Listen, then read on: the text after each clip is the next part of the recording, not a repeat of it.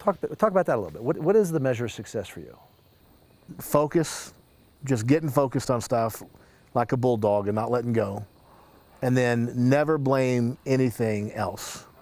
If it is to be, it's up to me. I live by a simple acronym, CPA. I cause, permit, or allow everything in my life to happen, for better or for worse. Now, it's true that sometimes things can happen in your life that are not your responsibility, or not your fault, right? You're in your office on 9/11 and a plane drives through your office. That's probably not your fault. You didn't permit or allow that to happen. You didn't cause it. But for the most part, most of the bad stuff in our lives, we've played some role in. I'll give you a perfect example. When I was in the penitentiary the last time, started making these changes in my life, I called home one day. And my wife at the time, Hunter's mother, was living with a family friend that I knew. I knew him before I went to jail. He was about 25 years older than her, so I wasn't worried about, any monkey business because he was an older guy. And I was grateful that she had a place to live and Hunter was there. And I called there and she tells me one day, she says, you need to talk to Roy. Roy was the roommate.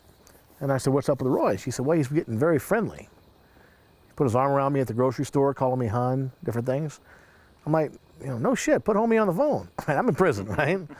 So I said, homie, you better chill out. He goes, what are you talking about? And he goes, well, I said, Cheryl told me you've been being familiar and blah, blah, blah. And he said, oh, did she happen to tell you I've been politely having intercourse with her the last 6 months? I'm like, nope.